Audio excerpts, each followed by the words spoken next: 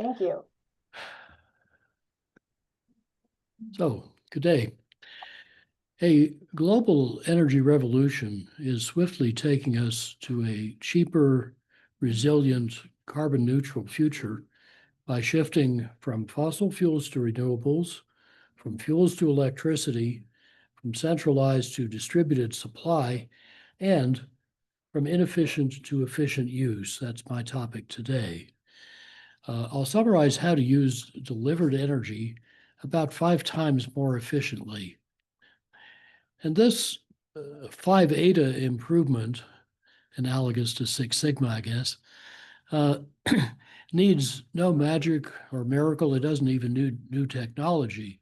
It does need beginner's mind, whole system thinking, rigorously simple design, and meticulous attention to detail. And then to get it implemented, gentle diplomacy and relentless patience. Integrative design applies orthodox engineering principles, but it asks different design questions in a different order. It's the most overlooked part of the energy revolution with the most white space. I can sketch how integrative design can optimize whole systems for multiple benefits to achieve radical energy efficiency in all sectors, particularly buildings. Joel Swisher and I teach this proven practice at Stanford using lectures that are posted at a new site at the bottom of this slide, efficiencyhub.stanford.edu. You'll see that again at the end. Over the past few centuries, the world has transitioned from wood to coal to oil and gas. Nuclear power doesn't show up on this scale because it peaked at about 4% share, will keep falling for lack of a business case or operational need. Excitingly, right now, the renewables entering on the right, called their new energy, are shifting from adding to fossil fuels to displacing and reducing fossil fuels. The global use of fossil fuels plateaued starting about 6 years ago, and it's bumping along with minor excursions due to weather or war. All growth in final demand is now in electricity. Its carbon-free generation has grown to meet all demand growth and now more, even as electricity replaces more fuels. So all that tips fossil fuels into steepening decline. And the most respected forecasts all say that the trend of the previous 2 centuries is now starting to reverse. So the burning of fossil fuels will now begin to fall even faster. And it probably has just started to do that. China's carbon emissions just peaked, mainly because over half its new cars are electric. China sells more electric cars than the US sells total cars. And because China met its 2030 solar and wind target in summer 2024, 6 years early, and India was 5 years early. So that's all about energy supply, but the world's biggest source of energy services, bigger than oil, is using energy more efficiently. That work employs around 20 million people. It invests about $0.8 trillion a year, and it's delivered half of the past 20 years' decarbonization. But its pace now needs to rise from about 1.5% a year to about 4% a year to reach net zero by 2050. That's much easier in fast-growing economies like Nevada's because it's easier to build things right than to fix them later. Also, buildings use 3/4 of America's electricity, half the world's electricity. So I'm really excited to be talking to the folks who design buildings in Nevada. A little history. Around 1975, US government and industry all said that the total input energy needed to make $1 of real GDP could never go down. A year later, I heretically suggested it could drop 72% over the next 50 years. Well, in the first 49 of those years, it's dropped 65%, despite frequent federal and incumbent hostility. The hydrocarbon industries in the decade to 2018 outspent the clean energy industries by 27-fold to influence federal legislation, and a lot more lately. And yet, just the efficiency innovations already added by 2010 can save another 3-fold, twice what I originally thought, at 1/3 the real cost. And today that's looking conservative. because optimizing buildings and vehicles and factories as whole systems, not as piles of isolated parts, can often make very big energy savings cost less than small or no savings, turning diminishing returns into increasing returns. When saved energy, about 2/3 due to smarter technologies, dropped U.S. energy use by that 65%, the cumulative savings were immense. Meanwhile, renewables nearly tripled, but with 27 times less cumulative impact. Who knew? Renewables get virtually all the headlines because they are visible, but energy is invisible, and the energy you don't use is almost unimaginable.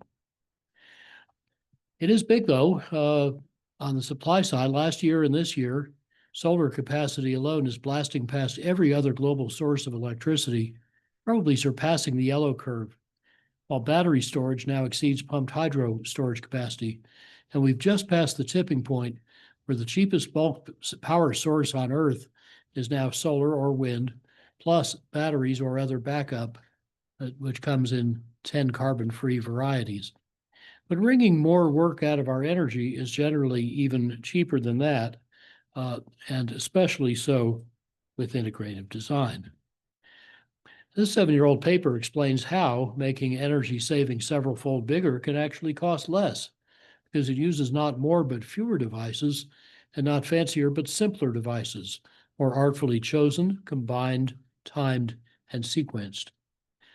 We're used to resources like copper ore bodies and oil reservoirs, finite and depletable assemblages of atoms. But energy efficiency resources are different. They're infinitely expandable assemblages of ideas, depleting only stupidity, a very abundant resource. Efficiency's magic starts with an open mind. One of my early mentors, the inventor Edwin Land at Polaroid, said, "Don't undertake a project unless it is manifestly important and nearly impossible." He also said, "People who seem to have had a new idea have often just stopped having an old idea." Asian tradition likewise urges us to seek original mind, beginner's mind, child mind, opening ourselves to new ideas by shedding all our assumptions and preconceptions.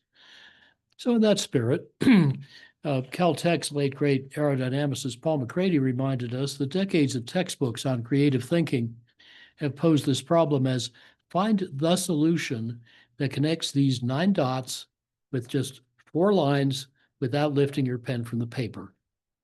Well, you can try going around the perimeter, that doesn't work, or diagonally, that's not going to work. In fact, nothing works until you think outside the box, which is where that expression comes from. But one day, a student said she'd solved this problem with just 3 lines. Gee, 4 was hard enough. How do you do it with just 3 lines? Dots are infinitely small. Actually, these are rather plump dots, and it looks like you don't have to go right through the center of them. Oh, so if your paper's wide enough, you can do this. And then the student started to feel liberated, and they started to solve this problem with just 1 line. Here are a few of their many solutions. If you're Japanese, you might think of the origami solution where you fold up the paper. If you're a geographer, you might use a very long line. Or if you're a mechanical engineer, a tool-using critter, you might use a tool called a scissors to cut out the dots and impale them. No rule against that. Or if you're a statistician, you might crumple up the paper, and if you stab it over and over again enough times with a pencil, eventually you'll go through all 9 dots at the same instant. The one I like best came from a 9-year-old girl who said, "You didn't say it had to be a thin line, so I used a really thick line." As McCrady said, this tyranny of the word "the," find the solution with 4 lines, puts us back in the box and keeps us from being more creative and finding more elegantly frugal solutions. So with beginner's mind, never before having built a house, so I didn't know what was impossible, in 1982, I did the conceptual and energy design of the owner-builder house where my wife and I live near Aspen, Colorado, and which I'm talking to you now. It's 7,100 feet above sea level. We've seen temperatures as low as minus 47 F. We've seen 39 days of continuous midwinter cloud. And yet this house does no combustion. That's so 20th century. super insulation, ventilation, heat recovery, and big super windows insulating like 16 to 22 sheets of glass, but looking like 2 and costing less than 3, make this house 99% passive solar heated, 1% active solar. Super efficiency added less construction cost than eliminating the heating system subtracted. So the total construction cost fell slightly. Then we reinvested that saving plus some more to save 99% of the water heating as well as space heating energy, 90% of household electricity, half the water, all with a 10-month payback in 1983. Today's technologies are better and cheaper, and we keep improving them. For example, I'm now testing 11 millimeter thick tempered glazing units from Luxwall with center of glass R14 to R18 from just a 1 millimeter vacuum gap, one low E soft coat, and all glass to glass to glass edge wells with no glass to polymer seals. Wow. Our central atrium, to my left, seen here in a February snowstorm, has so far produced 83 passive solar banana crops.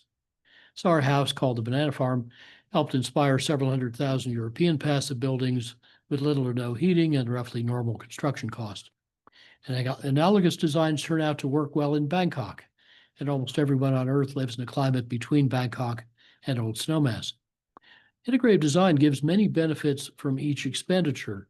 So at the top of the upper middle image, you see this white arch holding up the middle of the building. That arch has 12 functions, but it has only one cost.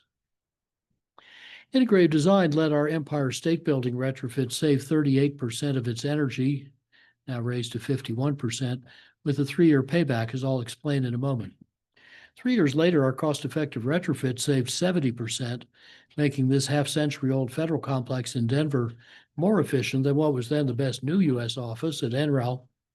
That, in turn, is only a third as efficient as RMI's net positive, no mechanicals, passive innovation center in Basalt, Colorado, 10 minutes from here. This southern German building reportedly uses 2/5 less energy still. And yet all these technologies existed 2 decades ago. What mainly improved is not so much technology as design, how we put the pieces together. Let's go back to the Empire State Building. How did our 2010 retrofit save 2/5 of its energy? Well, remanufacturing its 6,514 simple double glazed windows on site in a temporary window factory operated by Teamsters on a vacant floor into super windows, plus better lights, office equipment, air handling units, and so on, cut the maximum cooling load by a third. Then renovating smaller chillers instead of adding bigger chillers saved over $17 million in capital cost, paying for most of those improvements and cutting the payback to 3 years, or under 1 year if we counted non-energy benefits. There was a big energy service company using disintegrated design that offered the same 3-year payback, but with only 1/6 of our initial savings. That's a hint of integrative design's importance. Now the owner wants to go back and boost the savings from the current 51% to 80%. Here's a simpler design example. New build. If a cash-constrained developer asked her architect to suggest ways to make a new small office greener and more efficient, probably she'd be handed a list kind of like this with payback times in the right-hand column and would conclude that few, if any, items could pay back fast enough to be interesting. But what happens if we optimize the whole building together? Well, if the developer chose everything on that list, then the better daylighting and reduced internal heat gain would create a new ability to move some of the fenestration and to shrink the mechanicals for smaller loads. So most of the extra costs of the efficiency would be offset up front by the capital costs that they save. And the net capital cost, just over $4,000, would pay back in a year. That's faster than any one measure alone. RMI's team has applied this whole building approach to more than 1,000 buildings. Now, in the opposite climate, in 6 muggy Indian cities, 16 million square feet of integratively designed offices are using about 80% less energy than the Indian norm, with 10 or 20% lower construction costs, 60% less cooling capacity, and superior comfort and satisfaction. As you can see in the big floor plate on the right, glare-free lighting is certainly done, and it's delivered throughout by contract. If the workers complain of glare and demand blinds, sorry, the architect doesn't get paid. The sequence, therefore, is start with the end-use effect that you want, optimize buildings as whole systems. So quite often the key to cutting construction cost for the whole building is to use expensive glazings. Pay for the efficiency through the mechanical shrinkage it causes. Cut the most capital cost by saving from downstream to upstream, as I'll explain. Optimize the sequence and timing of design steps and reward the design professionals for what they save, not for what they spend. What can this approach achieve? Let's go back to the RMI Innovation Center, because these innovative processes brought that building in slightly under budget and ahead of schedule. And yet, of the 20 most efficient commercial buildings in North America, it's the most efficient we know of in the 2 coldest climate zones. It uses about a ninth the normal amount of energy. Like this house, it's passive, net positive, no mechanicals. It keeps people cooled by 11 passive methods, warmed by 10 others. My favorite space in it is the 25 square meter Nega Mechanicals room, where I want to sneak in one night and outline on the floor in yellow industrial tape like bodies at a crime scene where all the boilers and chillers were supposed to go before we designed them out. We expect this building's cost premium and under 4-year payback would drop to about 0 with wider experience, as occurred in Germany's best passive buildings. The photo on the right, by the way, shows a nice bit of structural design integration. The building is curved to echo the adjacent river bend, so the beams that hold up the ceiling and floor act like sideways arches. The floors can't rack in a crosswind because the arches would need to compress. This avoids having to install the X-braces usually needed to provide that stiffness against side thrust forces. Another neat trick was using cross-laminated timber structures, so the grain runs in all 3 directions and the wood will serve equally well as a post or a beam. And those structures, computer-controlled manufacturing, left interior channels for the sprinkler pipes, the wiring, the air ducts, which are only a quarter the usual size because they carry only fresh air, not hot or cold air. So this avoided most of the plenum height, enabling higher ceilings with deeper daylighting. And another consequence would be if you were in a regular 75-foot low-rise height limit, you could use that shallow plenum, only this big, to fit in an extra story, a 6th story or 6th floor, and save a 15-centimeter high strip of costly facade at each floor with, of course, very nice financial results. Now, one of the ways that building came out so well is performance-based design fees that I mentioned a moment ago. We validated them by 5 RMI experiments through 2004, and they reward design professionals by their measured savings, not as a traditional fraction of expenditures. This simple method holds designers accountable for what they can control, not for what they can't, like weather or occupancy. Those get factored out by standard modeling tools. So the net result drives predictable compensation. The best designers like this because it distinguishes them in a crowded market. Clients like it too because they can more easily find the best designers who will stand behind their work. And of course, their energy and often capital costs will go down. And yet such fee structures remain rare. You could help spread them, try them out.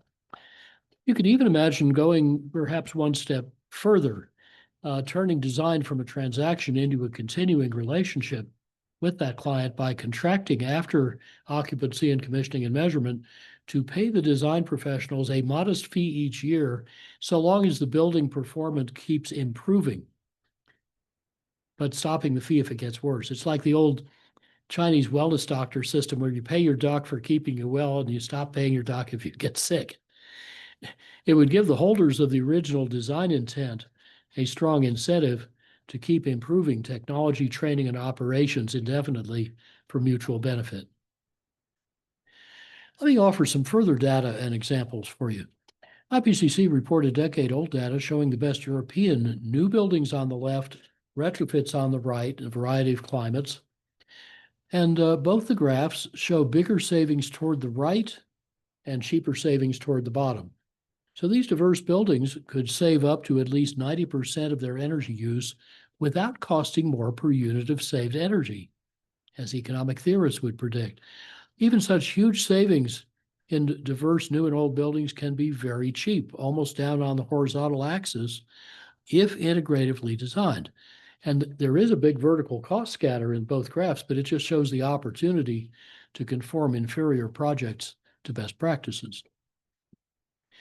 This eye chart, which you can study later in the PDF of the slide deck I'll provide, summarizes technical efficiency benchmarks for big new office buildings in 3 efficiency categories, best toward the right, and in 4 color-coded countries. These are measured. The best buildings need about 3 to 5 times less cooling per unit area and 4 to 13 times less electricity per unit of cooling compared to the dominant standard practice. And yet, with better comfort, lower construction cost, better space efficiency, and whatever exists is possible. Right timing deep retrofits is also critical. When you're retrofitting a big glass office tower, super windows plus efficient lights and equipment can save 3/4 of the peak cooling loads, more than paying upfront for the efficiencies that track the mechanicals. Doing that in the old Chicago office tower shown at the rear right in the photo could thus pay back in about -5 months. In other words, it's cheaper than the routine 20-year reglazing of the curtain wall you have to do anyway that saves nothing, if you coordinate that deep retrofit with the curtain wall routine renewal. So you should have a little schedule of what's going to need renewing in the major capital elements of the building, and have your deep retrofit ready to go at the same time. And our tools at retrofitdepot.org will help you do that for a real estate portfolio. So that's the way, coordinating with a major renovation, we helped Deutsche Bank's Twin Towers in Frankfurt cut its heating and cooling energy by 67%, its electric use 55%, its water use 74%, carbon emissions by 89%, while improving amenity and making every other window operable. The higher ceilings with radiant cooling improved daylight distribution, and space efficiency rose by 20%.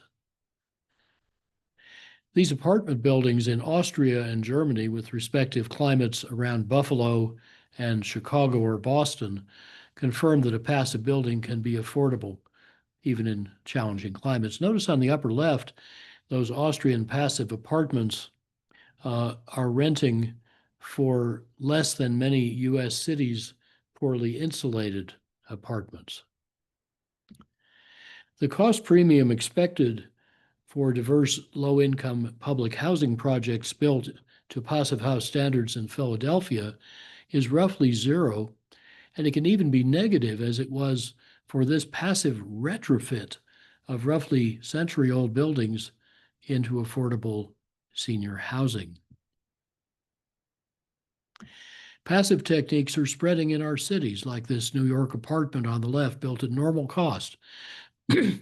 Architect Chris Benedict designed it to save about 85% of normal energy use for heat and hot water. Our practice emphasizes airtightness, innovative ventilation design, working thermostats in each room, and continuous super outsolation that traps the thermal mass to stabilize indoor temperatures. All those improvements are more than paid for by dramatically downsizing the heating equipment. So this apartment building super efficient rooftop gas boiler needs only a 20 centimeter chimney, smaller than for a lot of single family houses. Then her super outsulated Bronx hotel at the upper right gets its hot water free from the hydronic air conditioner. Now her $20 million outsolation retrofit project called Casa Passiva down at the bottom middle is cost effectively retrofitting 9 plain, typical old Brooklyn apartment buildings to passive house standard and all electric to save 80% of their energy cost. And the retrofit is done without disturbing the occupants. Remember, it's outsolation. That's an archetype for retrofitting New York City's million-plus buildings. Industrializing mass retrofits to net zero or better while streamlining finance and soft costs is now getting cheap enough to finance entirely from saved energy while extending building life and improving amenity, health, and value. So this whole retrofit, like bolting on a factory customized tea cozy around your house, is now installable in as little as a single day while you're off at work. The efficiency is roughly quintupled. So the solar roof provides all the annual energy needs. It's a Dutch method called Energiesprong or energy leapfrog. It's now coming to the US through RMI's Realize program. Now, of course, not all Nevadans live in Tahoe. Most of your projects are probably in very hot places, and Las Vegas and Reno happen to be the fastest warming cities in America. Thanks to Kirsten for these numbers. However, good news is that the Las Vegas area's inefficient housing stock invites mass retrofits, especially where you have standardized tract housing, and super efficient, roughly net zero successors. So I look back at my Public Service Commission of Nevada testimony 40 years ago. It noted that what was then Nevada Power Company had suggested modest and supposedly optimized improvements to the standard tract homes of that era that were drawing over 8 peak kilowatts and 27 megawatt hours a year. So the company suggested it would be optimal to shrink it a bit in the second line of numbers. I dug deeper, though, in the next line and found cost-effective ways to save 91% of the original peak load and 93% of the annual electricity while cutting energy bills in half and avoiding over $20,000 worth of coal plants. Now, 4 decades later, we have far better efficiency techniques and designs that could save even more electricity.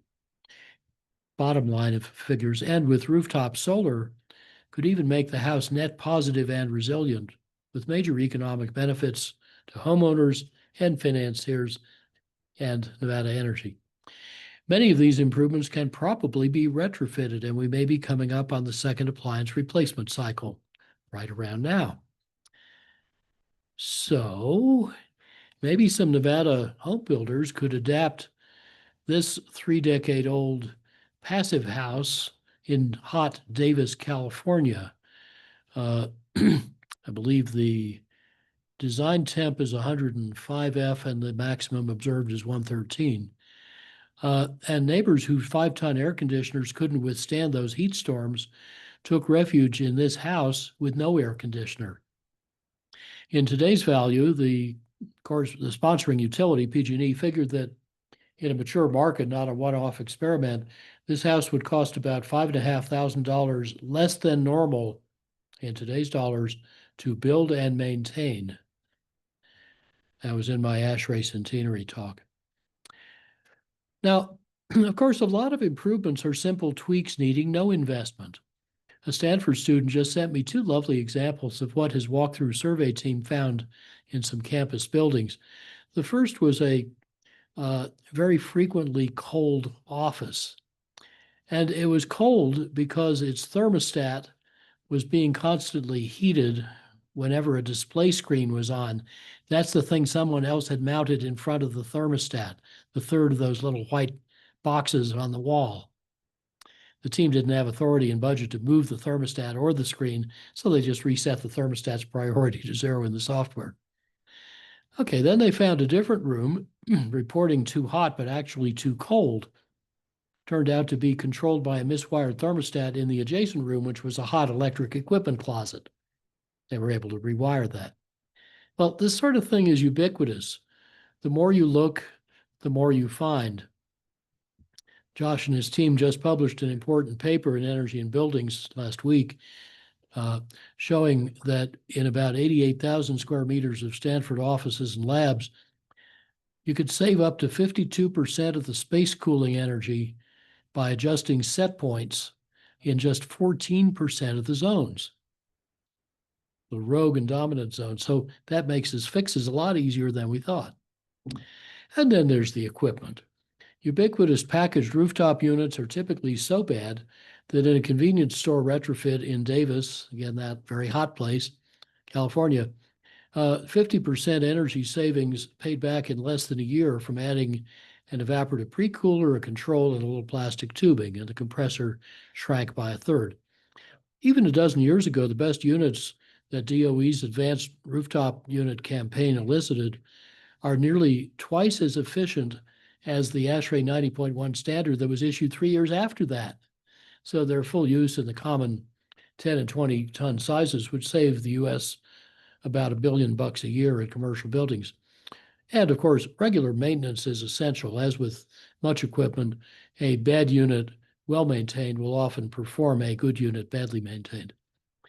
Davis Energy Group showed back then that just improving the components of a simple rooftop chiller using 2003 technology could raise the savings to about 80 or 90% in relatively dry climates.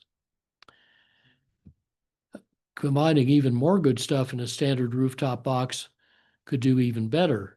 As was prototyped 28 years ago, then it could be further improved with direct drive axial fan and added evap and desiccant modules. And today's best units with two-stage evap have demonstrated IEER between 26 and 56. Now, of course, we have Southern Nevada's ban on evap cooling in new commercial buildings. Does that block big energy savings and thereby make perhaps some water-cooled power plants work harder? Well, actually, not that much, because the best IPLV, the Daikin Pathfinder, for a completely dry unit, no evap, in 2025 is still an impressive over 22 EER. Now, of course, the Water Authority could free up wasted water by retrofitting existing evap systems, commercial and then residential, with super efficient wet or dry models. They could make a market in that saved water, much as they pay for Xeriscape, or what I call Negaturf. They could even partner with Nevada Energy to prioritize the areas with cost hotspots from constrained electric distribution capacity. Then both would maximize benefits. And they could harvest even more evap cooling water by comprehensively reducing the need for cooling. So let's think about that. In 2021, two major Asian air conditioner makers won our Global Cooling Prize, cooked up with the government of India, by far surpassing its goal of at least five-fold lower climate impact from affordable window air conditioners. But that's just one important part of a whole system approach that can aim to squeeze out the need for those air conditioners by expanding the system boundary to the whole building or even beyond, and taking the right steps in the right order. Classically, you may recall the Fanger comfort equation. Thermal comfort depends on 6 variables. Actually, there are probably more. And RMI's Innovation Center systematically exploits all 6, illustrating the correct sequence of space cooling efficiency. So how did we design out all those chillers? Well, decades ago, I once asked my hostess in Japan why she didn't heat her nearly uninsulated house, basically made of paper, and she looked puzzled and replied very sensibly, "Why should I? Is the house cold?" This reminded me that people have nervous systems and comfort sensations, but buildings don't. So we should keep people comfortable, not buildings, and deliver task comfort, kind of like task lighting. So at RMI's Innovation Center, each person has a hyperchair that delivers the desired real-time comfort. It has 2.7 watts of silent computer fans, 14 watts of car seat heaters, all powered by a laptop battery. And those are enough to maintain ASHRAE comfort in indoor air temperatures from 61 to 84 F. Excellent ceiling fans further expand the summer comfort range by 9 to 13 F, not the normally assumed 5. Super windows that pass light but block heat slash the radiant loads and insulate like 14 sheets of glass.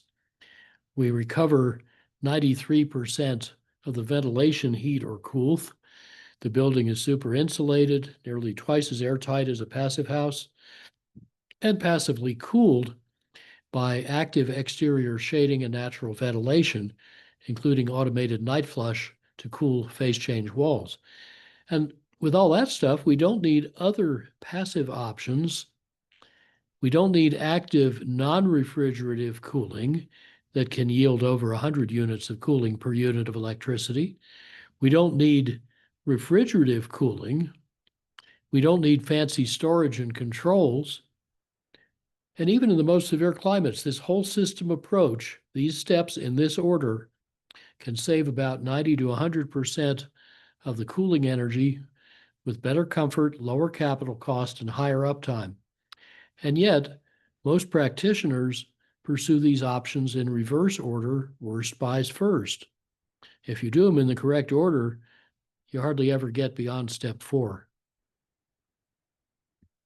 In big buildings, water-cooled centrifugal systems, the Singaporean wizard Liang Lok routinely triples efficiency, shifting the design kilowatts per ton for each major component from the standard to the best columns with lower total capital cost and better comfort and reliability. So his measured system total all the way from the supply fans through the cooling towers is 0.588 kilowatt per ton at the Singapore design hour, or just 0.52 if you use 2 separately optimized coils, 4.5 Celsius for condensing and 12 Celsius for sensible cooling. So that raises the total energy saving from 66% to 70% compared with supposedly good standard Singapore practice at lower capital cost with better comfort. And this practice spreads slowly, of course, if you pay the mechanical engineers a percentage of the cost of the equipment they spec. Now, what I just described for big HVAC systems is the 1990s best practice. So 4 years ago, I asked Mr. Lee how much better he could do today. His red markup improved that 3-fold efficiency gain to as much as 5-fold. What's next? Well, first of all, in green, about half the remaining cooling power could be saved by underfloor displacement ventilation, plus a passive latent heat exchanger if you have enough humidity to justify it. You may not. But even more radically in magenta, radiant coolth delivery plus radiant heat rejection, even if you have to do it with an efficient mini pump circulating cool water to radiant panels instead of with a heat pipe, that combination could probably cut your total cooling power to about 1/1000th of standard practice with much lower capital cost. How on earth would that work? Well, it's the next game changer. A Princeton experiment 6 years ago kept Singaporeans comfortable outdoors in a shaded open-ended pavilion with a little air movement, 0.3 meters a second, but without drying or cooling the hot, humid air. People were instead cooled radiatively by absorbing far infrared radiation from their bodies into vertical panels circulating water at 17 Celsius, separated from humid air by a plastic film. If you cool the panels to about 23 to 25 Celsius, 73 to 75 F, you could thus deliver thermal comfort in 32-degree air, 87 or so, with 80% relative humidity, which you don't have to deal with. And that mild cooling of that circulating water can be done passively by special surfaces that radiate infrared to the sky in any weather, including the monsoon. So combining these passive techniques may provide tropical climate comfort in new or old buildings, or for that matter, in vehicles, using no or almost no electricity.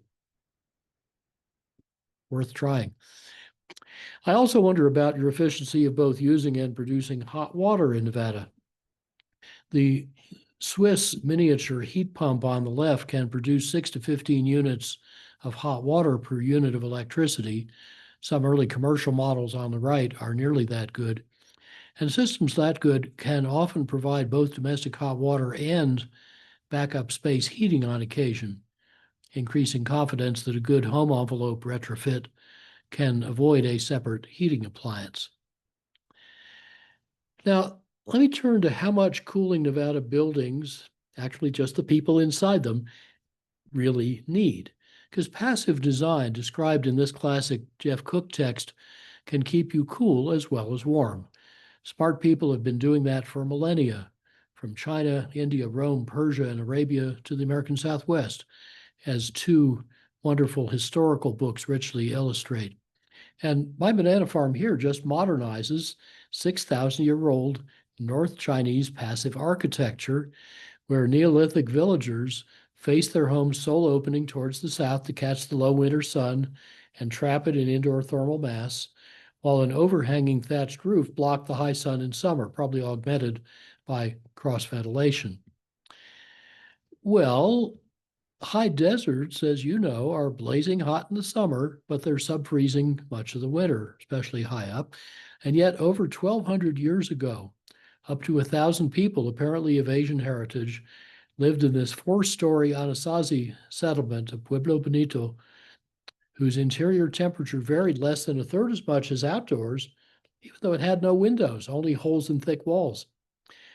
Some ancient cliff dwellings, like those at the lower right, were built under overhangs to maintain even tighter temperature bands. An underused desert resource is clear access to the sky, especially at night, because the radiant temperature of clear sky is about minus 40 F4C. And thus the Asian Persians made sorbet for the Shah by putting a dish of water at the bottom of a well so it could radiate up to the sky, but the sun couldn't shine in, and the water would reliably freeze overnight in high summer in the hot desert. Professor Takeo Saito was teaching at Tohoku University and used selective compound parabolic solar decollectors to reject heat year-round to the sky, yielding at most 15C daytime and under 10C 50F night temperatures right through the summer. And that's in a humid Kansai climate, kind of like Houston.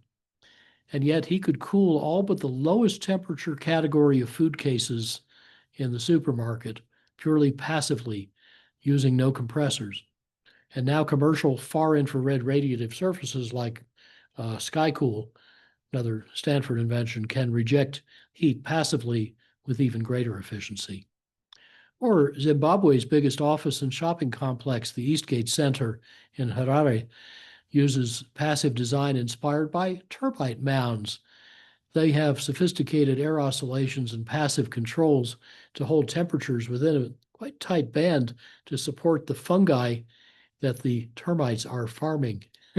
Well, this building uses 90% less mechanical energy to deliver normal or better comfort with normal construction cost and 20% lower rents.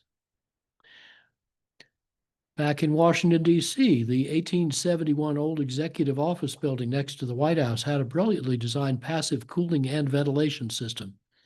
3 decades ago, RMI's and AIA's greening of the White House launched the restoration of that system because people had forgotten it was there. 130 years after that, the British Parliament's expanded offices used completely passive ventilation. And Alan Short, the architecture professor at Cambridge, had previously done this 2,000-person English lecture and lab building that saves half its energy and cost $1.4 million net less to build, thanks to passive cooling and ventilation. So it was one of the cheapest university lab buildings ever put up.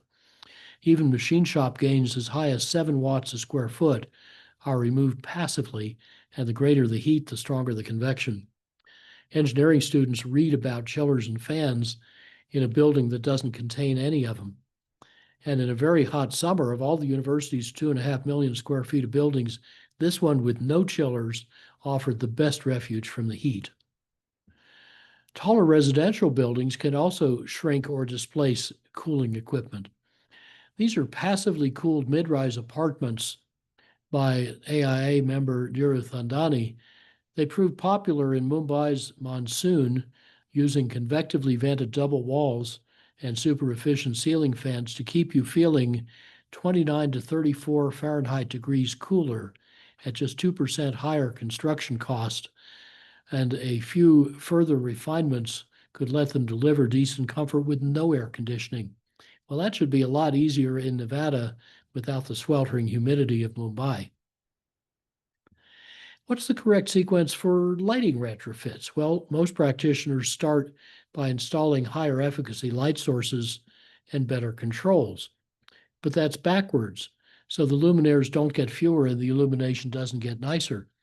What are the right steps in the right order? Well, the IES Handbook of Fundamentals rightly tells us first to improve the visual quality of the task, then the geometry and cavity reflectance of the space, then the lighting quality by cutting veiling reflections and discomfort glare, then optimize the illuminance, then harvest and distribute natural light, and only then optimize the luminaires and the controls and maintenance and training. So this correct sequence can often save an order of magnitude more lighting energy with better visual performance and better aesthetics. Now, daylighting is an art as much as a science, but its technology can be arrestingly simple.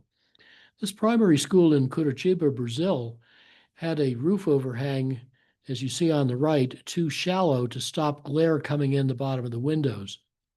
So let's look in those two rooms. In the nearer room on the right, the glare was so strong you couldn't see with the lights off because there was too much light in the wrong place and excessive luminance ratios. But if you added, as you see in the rear room on the left, and shade outside the window, continuing on the inside as a light shelf that bounced light up and back along the ceiling, then you could see very well, still with the lights off, and you could save 3/4 of the electricity that paid for the textbooks. Students also learn about 20 to 26% faster in well-daylit classrooms. So those cheap sheets of wood or cloth or plastic to distribute daylight properly are important, it turns out, to democracy, development, global security. What about plug loads? Well, the Packard Foundation's new office saved 1/3 of the photovoltaics needed to make it net zero. And at the solar prices of 2012, that was worth a lot. How'd they do it? Well, I thought the energy budget for plug loads looked high. The designers protested, but they're all Energy Star. So I asked Peter Rumsey to shop more carefully, and that resulted in cutting the plug loads by a further 58% at no extra cost with uncompromised functionality. By the way, the same trick in the super efficient Bullet building in cloudy Seattle helped make the photovoltaic small enough to fit on top of the roof. Now, my home here has in the north hallway an energy display screen using 1/5 the energy of the worst similar Energy Star model, but costing no more. So shop carefully and look it up currently because the offerings keep changing. Designers can also save a lot of energy intensive materials. A couple of papers I published 4 years ago showed how smarter structural design can profitably save at least half the world's cement and steel that now release about 15% of global carbon. How do you do that? Well, a few examples. Substituting tension for compression structures typically looks better, costs less, and uses about 1/8 the tons. Pouring concrete, say for beams, into curvy fabric forms, not rigid prismatic forms, can often save over half the concrete by putting strength and stiffness only where they're needed. And then the weight savings compound because you need less strength to hold up less weight. An airy 3D printed bridge can carry mainly its users, while massive concrete structures support mainly their own weight. By the way, here's a beautiful 3D printed stainless steel bridge. Most importantly, floor slabs are about half the total weight of a typical mid or high-rise building. A 5 centimeter thick concrete floor slab folded up like this, or a shallow vaulted dome, can replace a 30 centimeter thick flat slab, cost less, and save 3/4 of the cement and all of the steel. Well, with that corrugated thin floor slab, a new building can save another 15% of core structural materials, 9% of the glazing, 3/4 of the energy use, while increasing net rentable space by a stunning 55%. How do you do that? Well, look on the far left, you take that vertical meter rod of mechanical plenum at each story and design it out. And then with a thin floor slab, you get 3 stories with normal 9-foot 2-inch ceiling height fit in the vertical space currently needed for 2 stories. Cost, complexity, and time fall dramatically, as in the Singapore test building at the upper right. Everything gets better. What are we waiting for? A word about industry. It uses half the world's energy and electricity. RMI's latest $60-odd billion worth of industrial redesigns typically found about 30 to 60% energy savings on retrofit, paying back in a few years and far outperforming the brown zone or orange zone in the upper left, where most energy service companies deliver disintegrated design. And then in new industrial projects, integrative design generally yielded 40 to 90+% energy savings, with almost always lower than normal capital cost. Much of that efficiency is in fluid handling, also, of course, important in HVAC in big buildings. You see, most electricity runs motors. Half of that is to run pumps and fans. But just better pipe and duct design can save 80 to 90+% of the friction and therefore the pump and fan power. If everybody did this, it could save about 1/5 of the world's electricity, or half the coal-fired electricity, with paybacks typically under a year in retrofit and instant in new build. And yet this isn't in any standard engineering textbook, official study, industry forecast, climate model. Why not? Because it's not a technology. It's a design method. And few people yet think of design as a way to scale rapid change. We need to use big pipes and small pumps, not small pipes and big pumps. Notice also in that teeny little blue pump on the right, looks like somebody slipped a decimal point, but it's right with the big fat straight pipes. We also raised the pump up to meet the pipe rather than dipping the pipe down to the floor and back up with 4 elbows. And then to eliminate remaining elbows and their friction, we stagger those tan chillers originally in a neat row so as to get rid of, there's no right angles in there anymore. How do we do that? By laying out the pipes first, then the equipment. In the Oakland Museum, Peter Rumsey retrofitted an efficient piping layout into the condenser water pumping loop, cutting the pumping energy by 3/4 with a 2 or 3 month retrofit payback and eliminating 15 pumps that will never again waste energy and maintenance costs. Then he repiped the chilled water loop and added variable frequency drives. That doubled the flow and saved 85% of the energy. To help the pipe fitters understand how to minimize friction in these examples, he simply asked them to lay out the supply pipes as if they were drains. Here's how most big buildings pipe cooling tower water back to the chiller's condenser. But if we lay it out instead the way Peter does, everything gets better. The only obstacle is force of habit. We should bend minds, not pipes. Now think of the whole power and pumping system. From the fuel burned at the power plant to the end use, many successive losses compound. So only 1/10 of the energy in the fuel at the upper left is coming out the pipe as flow on the lower right. But now turn those compounding losses around backwards from right to left. They become compounding savings. Every unit of flow or friction you save in the pipe saves 10 units of fuel cost, emissions, and global weirding back at the power plant. And as you go back upstream, the components get smaller and cheaper, so the total capital cost goes down. And of course, once your pump or fan needs about 5 or 10 times less torque, replacing the big inefficient motor system with a new right-sized super efficient one can save about half the remaining energy. To do that, you have to do about 35 integrated improvements, of which you pay for 7 and the other 28 are free byproducts. Well, then you end up saving about twice as much drive system energy as the usual 2 disintegrated improvements, and the unit cost goes down by a factor of 5 for those savings. Now let's apply the same logic as in pumping systems to big old data centers. 2/3 of the fuel you feed into the thermal power plant is lost in the plant and the grid.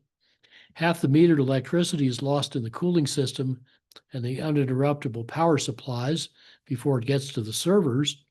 Half the server energy never reaches the chips because it's lost in inefficient, usually very underloaded power supplies and many superfluous fans. Next comes severe underutilization of computing resources, partly through insufficient virtualization. Now we've got an energy flow so tiny it's just about to disappear, so let's magnify it. Next problem is sloppy bloatware, running many unnecessary threads and processes and making simple tasks complex because compute cycles were considered cheaper than programmers' attention and someone else was paying for the energy. And then downstream of all that, you may even have inefficient business processes. In all, the red numbers at the bottom reveal that just a few hundred thousandths of the original fuel energy is actually delivering customer value of computing. Where should we start fixing this? Well, we start downstream, start at the end with purpose, with intent. First, you write elegantly terse code optimally compiled with the goal that every compute cycle is a needed and wanted one. I'd assume this would save an order of magnitude in compute cycles. Then tests found it was 2 orders of magnitude, and that was before AI coding, which is a great deal sloppier. And of course, now that we're using so many of these mobile devices, efficient code valuably stretches battery life. Next step, at least quadruple server efficiency. Now you can do better than that. And the servers will need a lot less cooling and power supply, both doable in smarter ways. We could even save half the utility losses by using fuel cell trigeneration, cheaper than the power supplies it displaces. So if you multiply those savings from downstream to upstream, from right to left, you're cutting the total energy use by at least 2 orders of magnitude. We first made this diagram back in 2009 when our client rejected most of our recommendations. So we were terribly disappointed. We could only triple the efficiency of the data center at the same capital cost. We hardly ever do that badly. But our partner EDS said that had our recommendations they agreed with, which was essentially all of them, been adopted, we would have saved about 95% of the total energy use and half the total capital cost. Wow.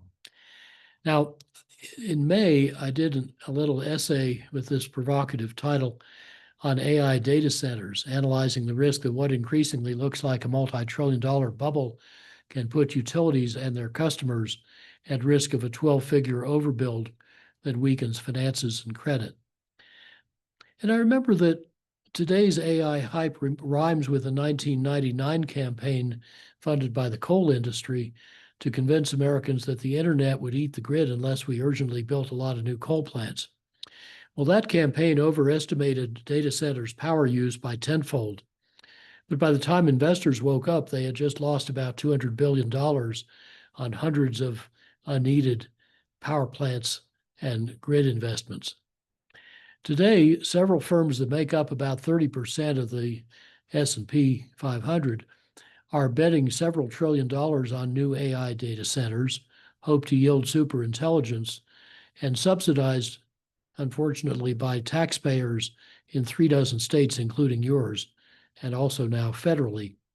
The federal government's actually trying to mandate new data centers as critical defense facilities and their gas and nuclear power supplies under a so-called national energy emergency, which seems to mean that those power sources cannot compete with renewables. So the renewables get blocked and the preferred ones, which cost more and take longer, are subsidized and encouraged.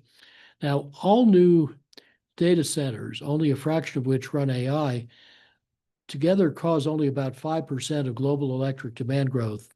That might go up to roughly 10%, but the supposedly exploding demand growth trumpeted in the US is actually not visible in national statistics, only in some local hotspots. And if it did happen, it would be overwhelmed by renewable growth, which is what big tech actually prefers and has invested a lot in. And that's partly because gas plants are far too slow and costly. Then there are small modular reactors. They are not a thing. They're even slower and costlier, and only the renewables that the federal government is trying to kill are fast enough to meet its AI ambitions. Now, this contradiction may actually be good for climate because one of AI's biggest uses is making oil and gas production bigger and cheaper, and that could plausibly raise emissions more than the efficiency gains from AI reduce emissions. Also, many, if not most, new AI data centers are speculative proposals facing major risks that are now widely considered a bubble, and that could hazard the whole economy. That's because AI growth accounted for almost all GDP growth in the first half of this year. And those data centers are betting against the order of magnitude gap between plausible AI revenues and needed repayments, the big risk that superintelligence won't emerge from the giant models. Small lean models will continue to win for most uses. Depreciation will keep outpacing revenues. And meanwhile, better hardware and software and system architecture are about quadrupling AI system efficiency every year, with about 1 million-fold to go. So that means to use and pay for the same amount of electricity for the next few decades to pay off your power plant, a data center has to quadruple its AI service sales every year for decades. That seems a pretty tall order. And by the way, this stuff does happen. Ethereum's new system architecture cut its energy use 99.9%, thus making blockchain practical instead of using the very inefficient previous version. Now, Google is already selling to utilities a flexible way of operating data centers that makes their new power supplies unnecessary because existing utility assets then suffice. Another competitor is combining an existing gas plant with renewable storage in a data center behind it. And often the best buy will be efficiency and renewables, either on site or elsewhere, as I'll show you in a minute. Well, that whole stack of stuff is an awful lot to bet against. And if the developer loses any of those bets, other electric customers shouldn't get stuck with the bill, like a lot of your clients may. So I've therefore suggested a take or pay power contract to pay off the supply investment backed by a surety bond or insurance policy that protects other customers or investors from a failed AI project. Then the risk is priced by independent risk management experts in the capital market and charged to the developer hoping to profit. I think those are sound conservative economic principles. Now, even if gas and nuclear plants could compete with renewables on cost, they're far from that, they cannot compete on reliability or speed. And here's a Nevada example that I visited in late June. It's North America's biggest microgrid. It's built in just 4 months in Sparks by Redwood Energy, a new activity of the dominant battery recycler, J.B. Straubel's firm, Redwood Materials. And here's what they did. You can see it in the back. They laid 20 megawatts of photovoltaics right on the ground. Then they used novel power electronics and software to meld the world's biggest array of second life electric car batteries, those 800 packs wrapped in white tarps and set on cinder blocks, melding those into 62 megawatt hours of unified storage, even though the batteries are all different. Those batteries provide anywhere from about 2 to 48 hours of storage as needed for a few years at the end of their lives, and then they each get hot swapped and recycled. So the result you see here is a 100% solar, 24/7, 365 power supply, delivering 12 AC megawatts to on-site Crusoe modular data centers.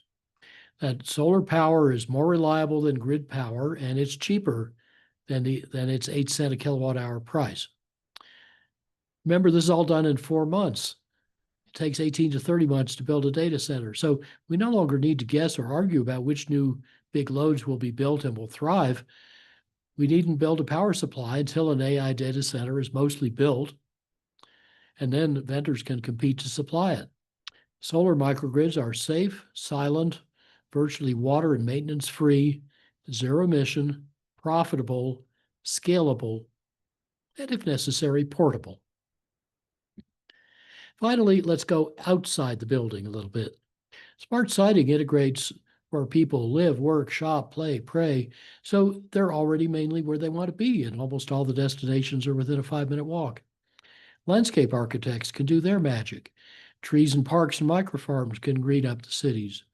Desubsidizing cars lets drivers get what they pay for and pay for what they get.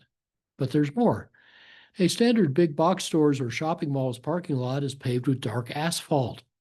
Its radiant heat and hot air roast the store, the cars, and the customers.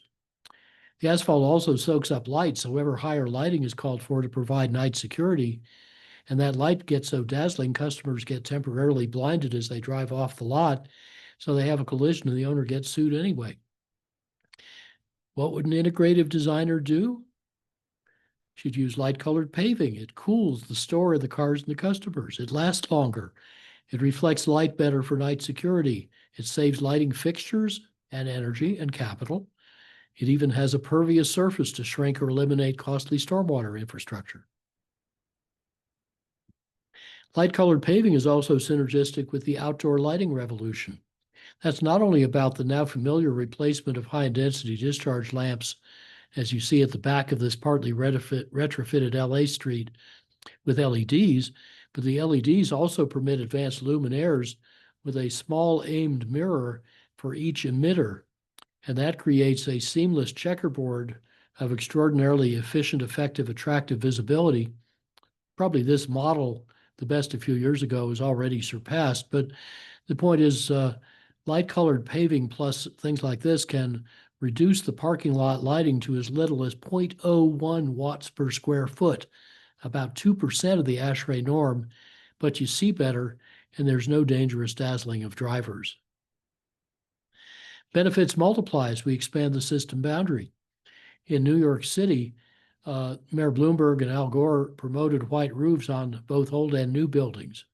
In very round numbers, 100 square meters of white roof has a similar climate effect to taking 10 tons a year of CO2 out of the air, just the way an urban water-wise tree cools the city about as well as 9-window air conditioners. So Berkeley Lab showed that replacing dark with light-colored roofs and pavements, plus shade trees and vegetation, can bounce solar heat away so well that their widespread adoption could cool Los Angeles by about 6 degrees F. That cuts the city's cooling loads by 20%. And of course, the photochemical reactions that cause smog double in speed for each 10 degrees C. So cooler air would also cut LA smog by about 12%, or New York smog, improving public health, or Nevada smog. You know, just in LA, the total indirect benefits they found would be worth $500 million a year. And Berkeley Lab has this wonderful database that lets designers pick paints, shingles, coatings that reject solar heat but are various pastel colors, not just white. Another point to bear in mind, buildings affect their neighbors. Saito Sensei measured around Shinjuku in Tokyo, downtown, that on a hot summer day, a bystander would get a radiant flux of about 800 watts coming at him. That's about enough to kill you over some hours. Only about 150 watts was actual insulation.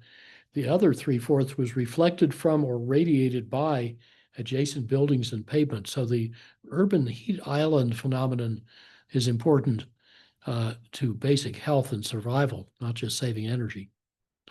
Where else can we extend energy and resource efficiency beyond the building? Well, spongy landscapes, walking and biking designs, new urbanist layout. But here let's just consider the 6 reasons that developers put pipes and wires in the ground to connect new housing to remote infrastructure. Telecoms, electricity, cooking fuel, potable water, sanitation, and stormwater management. Well, today we have comparable or better solutions for each of those needs. And if we combined all 6, We would no longer need to bury pipes and wires, kind of like throwing money in a trench and covering it up. You'd get better siting and phasing flexibility, better cash flow. On-site maintenance might cost a little more, but the decades-long burdens of the costly remote systems and the pipes and wires in between should plummet. Resilience would rise. Total cost would almost certainly fall. And we had some anecdotal evidence emerging to suggest that even the developer's capital cost may fall too. This seems an idea well worth trying in Nevada. But of course, to get the box out of the box, you have to realize there's no box. My Stanford students build their skills in applying these 10 principles or pillars of integrative design. And I've given you examples of most of them. Their consistent use can radically save energy, water, materials in every sector, almost every use. And now there are hundreds of examples in my course illustrating that astonishing potential. How much energy saving can it add up to? Well, across all sectors, here's the energy efficiency potential, including integrative design, but not counting threefold further savings upstream in the conversion system when you switch to renewable electricity, and not counting improvements in urban form or landscape or other things outside the building. And yet this 5 eta potential is seldom recognized or taught or delivered or expected or rewarded. The same design errors are common in our textbooks and our classrooms. So I'm hatching a plot for, to put it a little impolitely, the nonviolent overthrow of disintegrated design, because it condemns our descendants to perpetual retrofit of inefficient stuff, not a worthy legacy. To help us be good ancestors, I'm seeking fellow students, teachers, and practitioners to collaborate on making integrative design move swiftly from rare to being as common as grass. Then we won't need speculative, slow, costly technologies like nuclear fusion or fission, except, of course, the well-engineered, remotely sited free fusion reactor already thoughtfully provided and much cheaper to harvest than to try to replicate. Last thought, climate science models conservatively understate the speed and runaway potential of climate change. Models of climate choices and consequences, at least as conservatively, understate what we can do about it. Offsetting these two contrary biases, the race of our lives, the race for our lives, is very much on. The outcome is up to each of us. Despair and complacency are equally unwarranted. Our responsibility is to enable the new energy system, not protect the old one. So the energy transformation can move at the pace and cost of design and software, not of infrastructure, and can be not constrained by the inertia of incumbents, but sped by the ambition of insurgents, like many of you. Just remember Marshall McLuhan's remark. He said, only puny secrets need protection. Big discoveries are protected by public incredulity. So how incredulous are you? After we hear from Kirsten, I'm eager to hear what's on your minds. Thank you very much for all you are and do.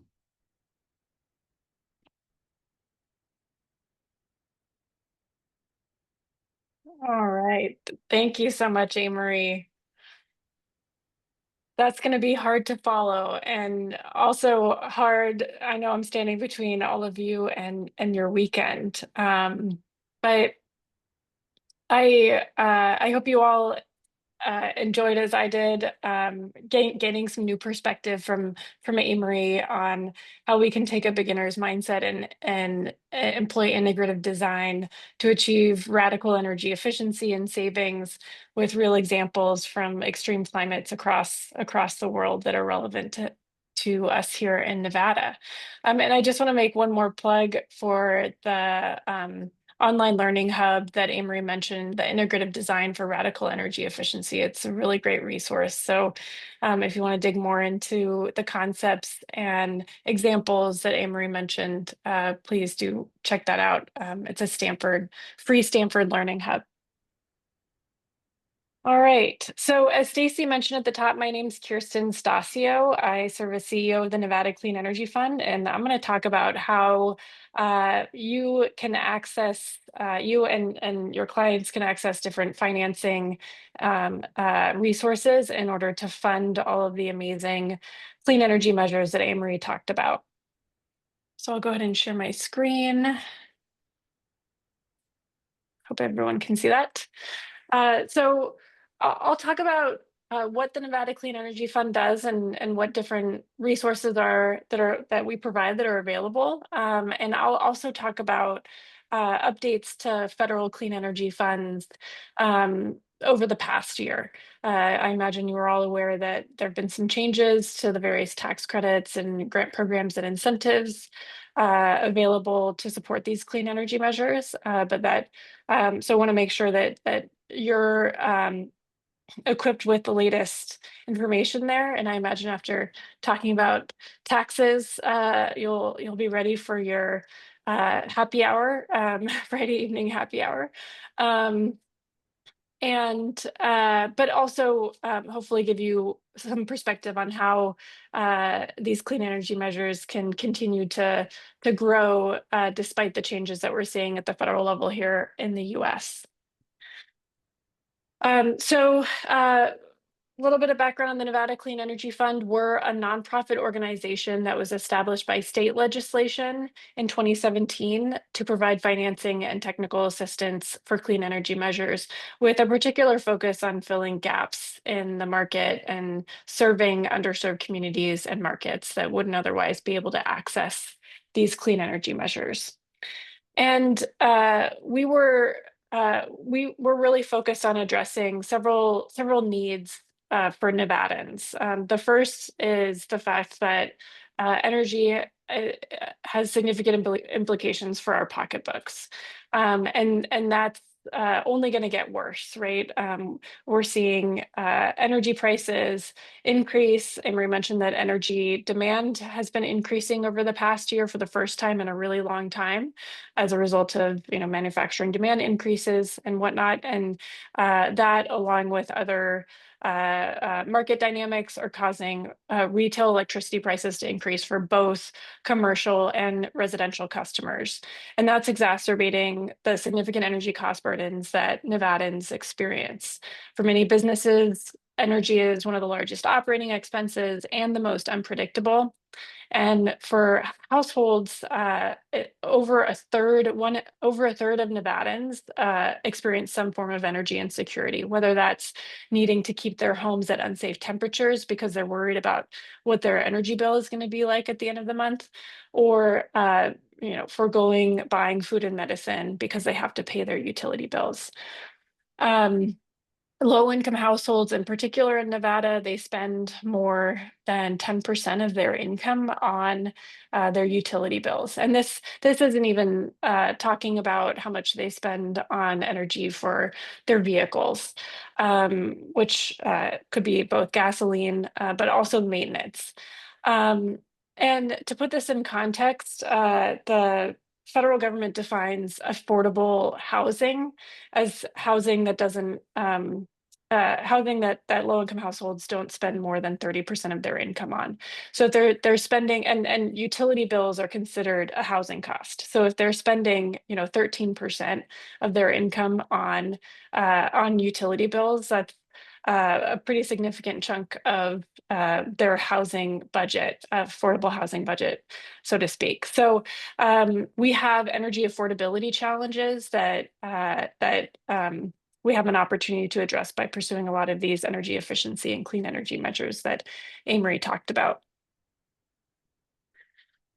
And health is also a really important factor when talking about our energy systems. Energy is the #1 contributor to many harmful air pollutants, particularly nitrogen oxides, sulfur dioxide emissions, and particulate matter. So our energy usage is pretty much the most significant contributor to some of the most deadly air pollutants, whether that be ozone, which is formed from NOx and volatile organic compounds, or particulate matter. The American Lung Association releases their State of the Air report card every year, and they found that Washoe County is the sixth worst city in the nation in terms of particulate matter pollution, and Clark County ranks 12th for worst ozone. So we have a lot of improvements that we can make, including by pursuing clean energy measures. So there's a lot of opportunity with in pursuing clean energy measures. Wind and solar are some of the cheapest electricity resources that we can build on the grid today, cheaper than coal or natural gas, and as well as nuclear. And the cheapest and the cleanest kilowatt hour is the one that you don't use in the first place, right? The chart on the left here shows the National Renewable Energy Laboratory. They have this really great ResStock tool that shows residential energy savings and the economics that can be achieved of pursuing different energy upgrades in people's homes. And you can see that there are significant savings opportunities for everything from duct sealing and insulation, highly efficient air conditioning, heat pumps, LED lighting, et cetera, with pretty attractive payback periods. And not only that, we've got options in the transportation sector where electrifying transportation can help reduce our fuel and maintenance costs by more than half. But the challenge is, if these economics are just so attractive, why aren't Nevadans taking advantage of them? And there are a variety of different barriers and kind of transaction costs and structural and market barriers that are preventing these opportunities from getting taken advantage of. The first is maybe their households or commercial building owners, they don't have the right information on what the most efficient and cost-effective energy measures are. They're not joining webinars like these and learning all this great information. The second is that, they might not understand what incentives are available to them to take advantage of these clean energy measures, whether you're talking about incentives at the federal, state, or utility and local levels. Maybe they can't find a qualified contractor to install the measure. There are a lot of good energy contractors out there, but there are also ones that maybe are less qualified or don't have the right state licenses, don't have the right insurance, and aren't necessarily trained to do the right practices. We see this in the rooftop solar industry. As well as, I recently tried to find somebody to install a heat pump in my home and had a really hard time finding a qualified contractor who could do it. And another big barrier is maybe folks lack access to capital to invest in these more efficient and clean energy measures. Not always, but oftentimes the clean energy measure could have higher upfront costs and you have to overcome that upfront cost barrier in order to access the significant savings that come from installing those measures. I'm sure there are more barriers that you all can think about, including split incentive issues. But these are key ones that we commonly see with the households and the businesses that we work with. So what my nonprofit, the Nevada Clean Energy Fund, does is we provide technical and financial assistance to address these barriers, whether it be through providing market building and education, through information on tax credits, on the different types of measures.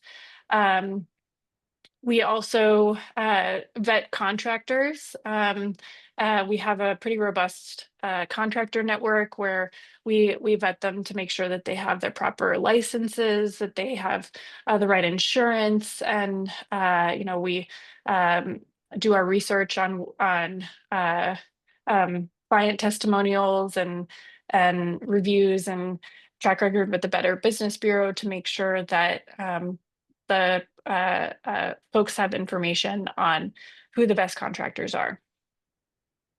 And we also provide technical assistance to help clients understand measures and the economics. I'll talk in a little bit about energy audit subsidy program that we have for commercial buildings in Washoe County in partnership with City of Reno and Washoe County. But one of our other programs that we administer is a clean school bus program where we worked with school districts across Nevada to understand the total cost of ownership of an electric school bus relative to a diesel bus. And we worked with them to develop, we worked with them, the school districts and the World Resources Institute to develop a total cost of ownership modeling tool to help them do that. And then the other everything on the left that I just talked about are kind of our technical assistance offerings, but we also provide kind of innovative and alternative financing tools to help increase access to capital for underserved markets, whether that be by providing concessionary or long tenor financing to help make the projects pencil, using alternative underwriting and alternative products like property assessed clean energy, something that I'll talk about in a minute. And also providing smaller project financing, something that, a lot of traditional lenders, they often have minimums in the $10 to $50 million plus. But what about the smaller mom and pop shops? They still need financing and opportunities to access these clean energy measures. So we have about 20 to 25 million that we're administering right now across 5 different programs. We've got our single family program called our residential energy upgrade program. We do a lot of work with multifamily affordable housing. We have programs for commercial buildings, and we do work with rural and tribal communities to help, particularly in Nevada. There are a lot of rural and remote communities with infrastructure challenges that experience frequent power outages, and many of them are also reliant on either propane or wood for heating and cooking. So there are lots of opportunities there to leverage solar and battery energy storage and energy efficiency measures to improve those communities. And then we also provide financing and technical assistance in vehicle fleets for transitioning vehicle fleets to cleaner resources. I mentioned our Clean School Bus program as one example.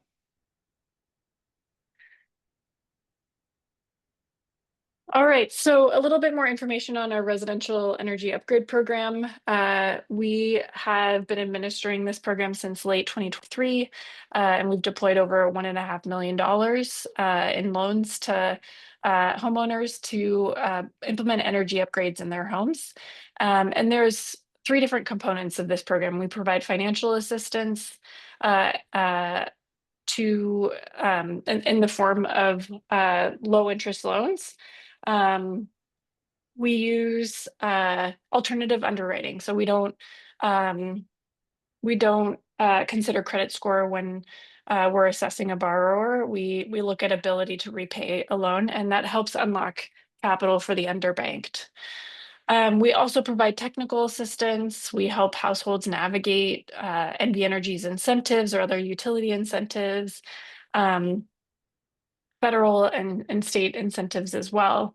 And then, as I mentioned, we have a pretty robust contractor network where we do a rigorous vetting to make sure that they're dotting their I's and crossing their T's in terms of best practices.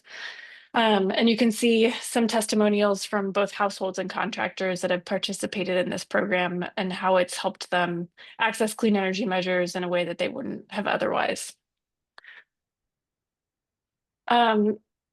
One of the big areas of education that we're focused on is around heat pumps because we see a huge opportunity here in Nevada. As I mentioned, there's limited contractors that have the training or capability to or the appetite to install heat pumps in homes or commercial buildings. Yet there's significant economic savings to be had, particularly in the Southern Nevada region. Heat pump economics, as you can imagine, they really depend on whether or not you've got you're heating or cooling dominant, and they also depend on the price differential between electricity and natural gas. So in Southern Nevada, where you have a lot more cooling needs, heat pumps are profitable without any incentives or rebates. Yet we don't see a lot of them being installed. So we're really focused on educating contractors and educating households about the opportunity here. In Northern Nevada, the economics are a little bit more challenging because it is heating dominant because of the price differential between electricity and natural gas. But there are rebates for heat pumps, including from NV Energy for income qualifying customers that can help make that MPV pencil. All right, so that's our residential energy upgrade program. I'll talk a little bit about our commercial energy program, where we offer below market rate lending and in a variety of different ways, whether you're talking about for new construction or retrofit, for CPACE or non-CPACE subordinated debt, pre-development, construction, and term loans. And we're focused on those smaller dollar projects that typically would otherwise have difficulty getting financing, at least affordable financing. And we work with all types of commercial property owners and tenants, whether you're talking about nonprofits, local governments, schools, small businesses, you name it. And it can be for energy efficiency upgrades, renewable energy like rooftop solar, EV charging infrastructure, etc. So one example of a project that we've worked with and provided funding for is the Empowerment Center in Reno. The Empowerment Center is a 501c3 nonprofit organization that provides supportive housing and services for women in recovery from substance abuse. Originally they didn't do a lot of, the Empowerment Center wasn't in the affordable housing space, but they realized that women would go through their program and not have anywhere to live when they were done with their program, and would find it challenging to continue their recovery process. So they decided to invest in building these affordable housing developments and supportive housing developments for the people that they work with. And we were really excited to work with them to help them both design their building for net zero in mind, reducing natural gas usage and investing in electrification, and also putting a significant amount of solar on the rooftops and the carports. They couldn't quite get to net zero in offsetting all of their electricity usage, but they got pretty close. So and we also provided technical assistance to the Empowerment Center in applying for tax credit bonuses associated with the solar on the roof. So really proud of the work that we do with partners like the Empowerment Center, particularly given the fact that Nevada has one of the biggest shortages of housing for the very low income households, according to the National Low Income Housing Coalition. All right, another example project that we've invested in is energy efficiency improvements at Pass Casino, where we provided them a loan, a little over $1 million for, this is in Henderson, for 2 cooling towers replacements and and chiller equipment. And this loan is unique in that it was provided via via a commercial property assessed clean energy, um, which otherwise known as CPACE. It's a I normally don't talk about CPACE, but I to the general public, but I imagine you all would be interested in this financing mechanism that's available in many markets in Nevada, where CPACE loans are secured through a lien recorded against the owner's property based on a tax assessment. So CPACE is uh, requires the local jurisdiction to implement these CPACE markets where private lenders and other lenders can come in and provide capital in this way. And you can see all of the different jurisdictions in Nevada that have these active CPACE markets. But what CPACE does is it allows building owners to access lower cost and longer tenor financing to implement clean energy measures, both in new construction and in retrofits.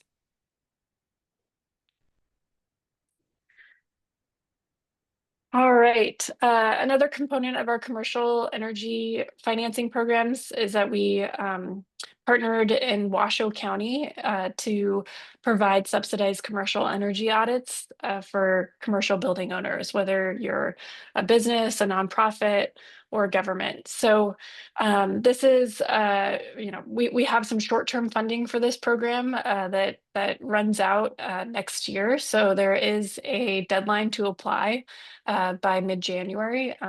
So if you know of anyone who would be interested in getting an energy audit to help them identify what measures make most sense for them and understand the economics and navigate selecting contractors, definitely tell them to apply and visit our website.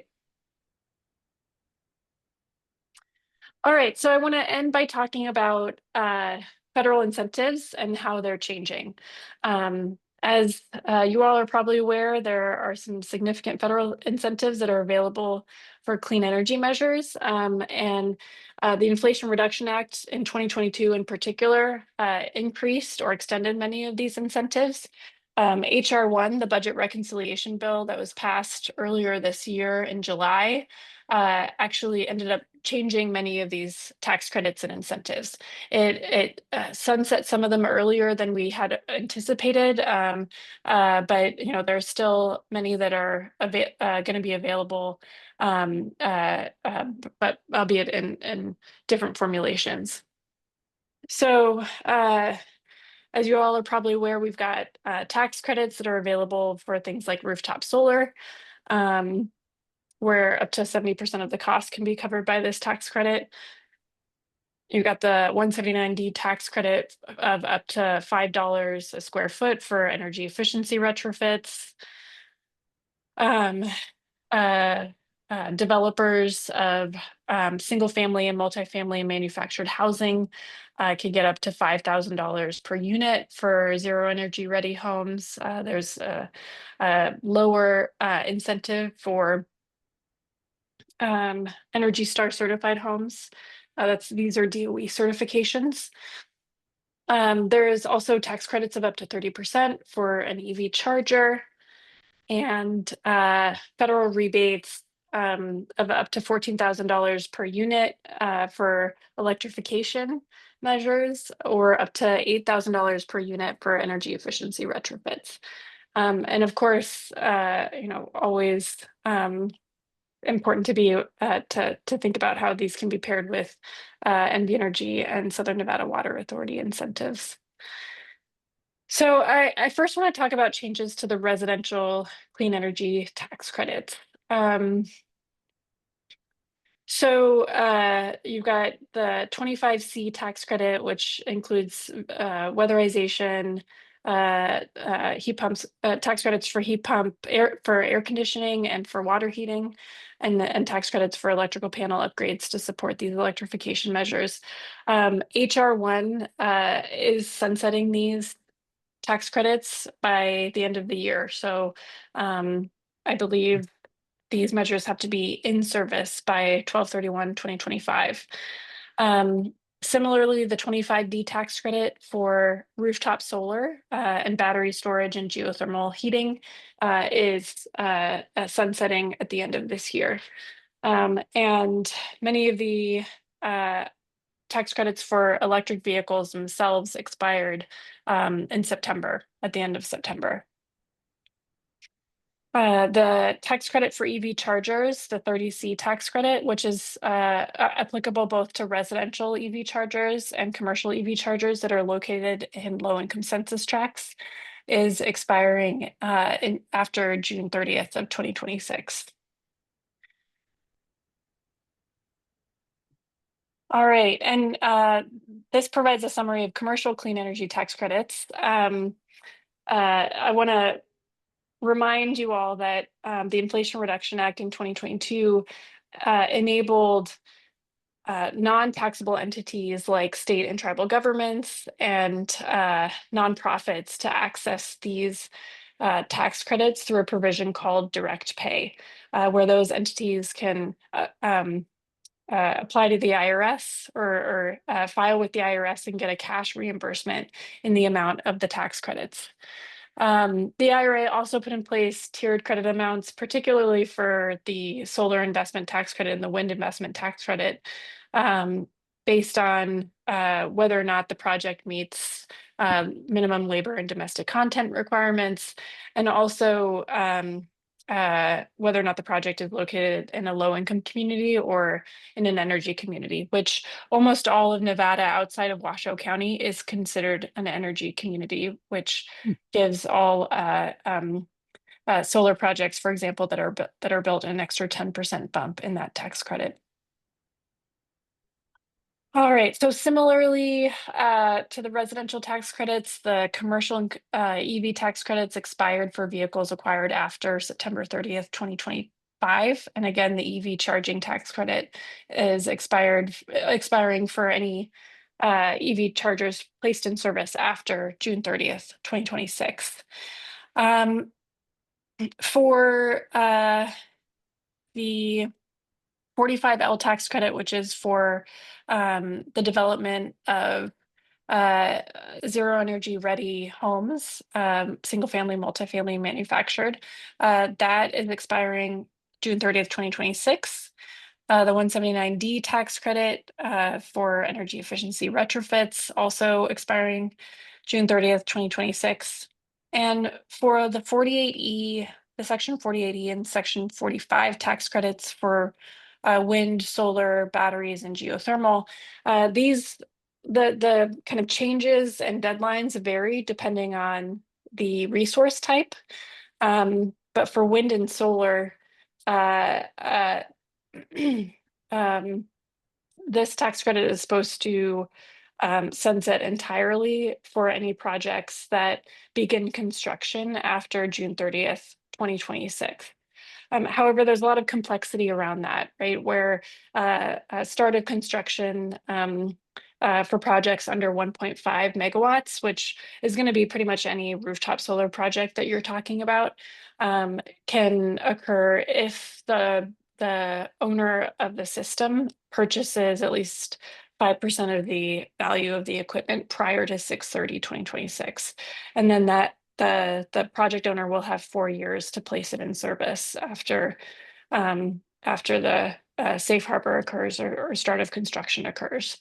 One of the strategies that the Nevada Clean Energy Fund is pursuing here actually is we're working to launch a residential rooftop solar lease product where we're triggering a safe harbor equipment purchase prior to the end of this year, actually, so we can avoid some of the restrictive foreign entity of concern requirements that come into play after the end of this year for the Section 48 tax credit. So that we can continue to offer residential solar lease product to households even after the investment tax credit changes and phases out. And that's we're also looking at launching something similar for a commercial solar PPA as well, but that's still something that's in the works. So, you might have heard that maybe tax credits are gone after HR1, but there's still lots of opportunity. Tax credits are going to continue for things like battery storage and geothermal, as well as for biomass as well. Um, uh, but there's just a lot of complexity. But if you can navigate it, you can still unlock this value. All right. Um, and finally, I want to call out the Department of Energy's federal home energy rebates. That is um, a program that provides formula grants to state energy offices to provide residential rebates for energy efficiency and electrification. Nevada received a $96 million formula allocation, and the Nevada Governor's Office of Energy has been advancing, towards launching the program.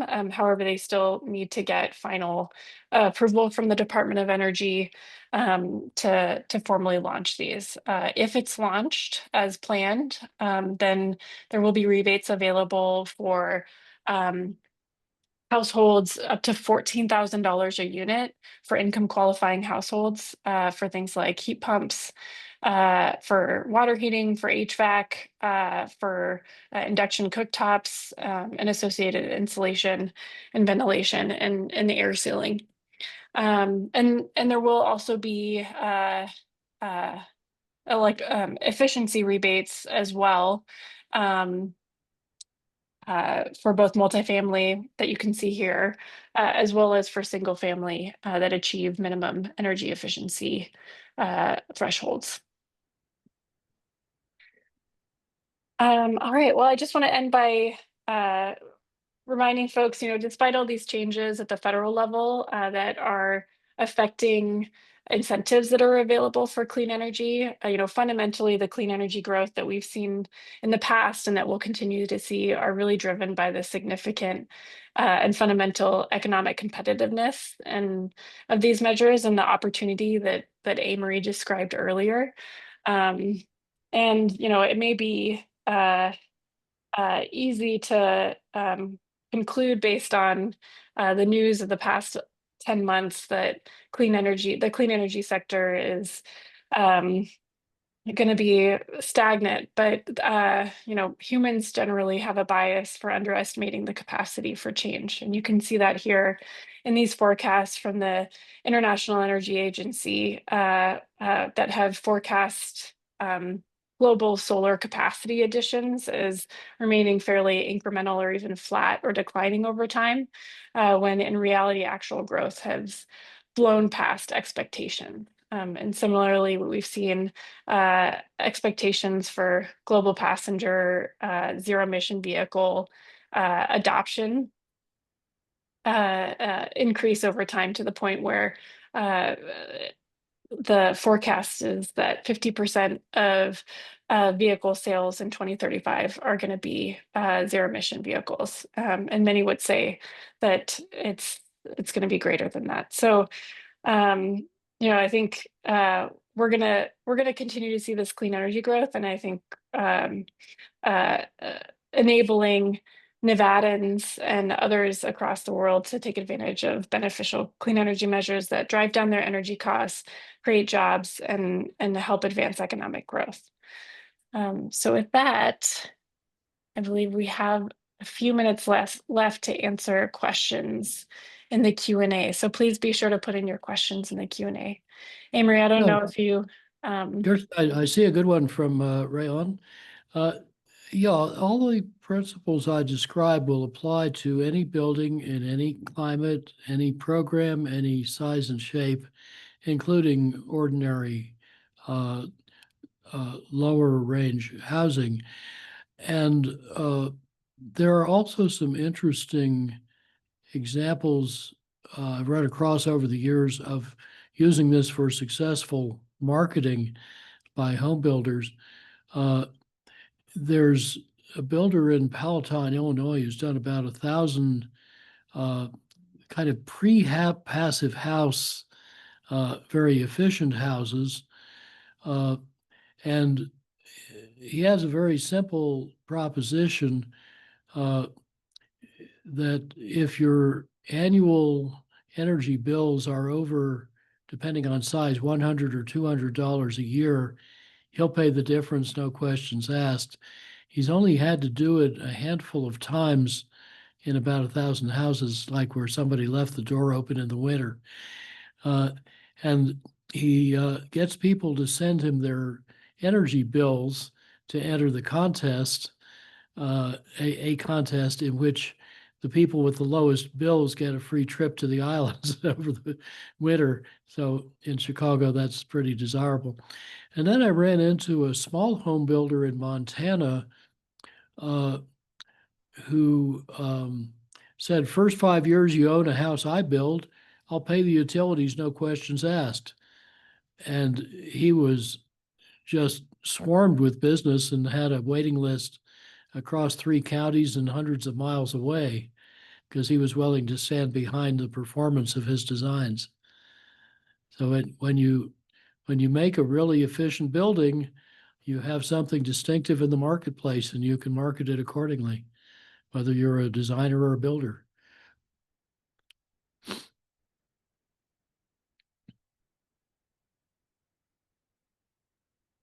Kirsten, did you have more to add on that? No, thanks, Amory. I thought that was great. I see there was a question about indoor air quality. Well, there are a lot of different ways to get to a passive thermal result. And I see Stacy's going to come in on this one as well. But if you have controlled ventilation, given your exposure to wildfire smoke, which we have here too, in fact, we had one half a mile down the road yesterday, I would suggest you consider HEPA filters. Stacy, did you want to weigh in on that? No, I was just marking that it was being answered live. Oh, okay. I don't have, I do not have. Okay. Yeah. And Robert Crone asks about my materials. I'm going, as soon as I get off the line, to make a few corrections. I noticed a little stuff and send a PDF of my slide deck to Kirsten, and she can then distribute it to participants. Please don't post it online, but you're very welcome to apply it for your own use. Yeah, and I see the question from Rick about, do I see the pending incentive expiration dates being extended? And no, I don't. So I think that we should assume that those expiration dates are going to happen. And I also want to flag, Luke made a good point that the Washoe County air quality ranking 6th in the nation in terms of particulate matter pollution. A lot of that ranking in particular is driven by wildfire smoke, which, you know, I think it's a great point to understand those dynamics, but also I think again underlines the point that those wildfires were largely fueled by climate change, and the #1 contributor to greenhouse gas emissions, both in the US and worldwide, is our energy usage as well. And I think in fairness, as he implies, the Lung Association F rating this spring was based on data only through 23. And the wildfire, of course, goes up and down by year. But I believe it said, well, since I read it, that about half of the bad air quality was due to wildfire smoke. You also have some local sources that are not wildfires, and fuel combustion in vehicles and buildings does have a lot of opportunity. I see an interesting question from Robert Perry. Have I heard of anyone using a thermal solar hot water system to run a hydronic heating system and at night capture night sky re-radiation and provide for a radiant cooling system? You can perfectly well do that. And this building gets the last 1 or 2% of its space heat from radiant slab coils fed by active solar. And you could perfectly well add a heat pump water heater to that too. And it also deals with all our domestic hot water needs. But we don't need cooling because if it got really hot here, it was hard to do at 7,100 feet, we would just night flush the building and store radiant cool within the thermal mass, which is quite large. But yes, the combination you described would be, I think, perfectly feasible. And then I see Alexander Carpenter. Are there air infiltration or leakage tests for residential we recommend other than the red door test? Kirsten, what do you think? I think you might be in a better position to answer that one. Well, I assume red refers to a blower door where you have a calibrated variable speed fan with expandable flanges that fits, say, in a doorway. You close up everything else, blower suck on the building, and look at the airflow. And that will find a whole lot of little cracks and seams in funny places you didn't think about, like where the walls meet the floor. Uh, cell plate stuff. And a good house doctor will have that sort of diagnostic tool and infrared viewers and so on to diagnose your house's chills and fevers. And the cure will surprise you. Generally, air tightening is where you start, along with shading in your climate. And you start with the holes a cat can get through and work your way down from there. But I don't have, I think I think house doctors have some other tricks, some using tracer gases, but I think in an ordinary house, you may not need to invoke those.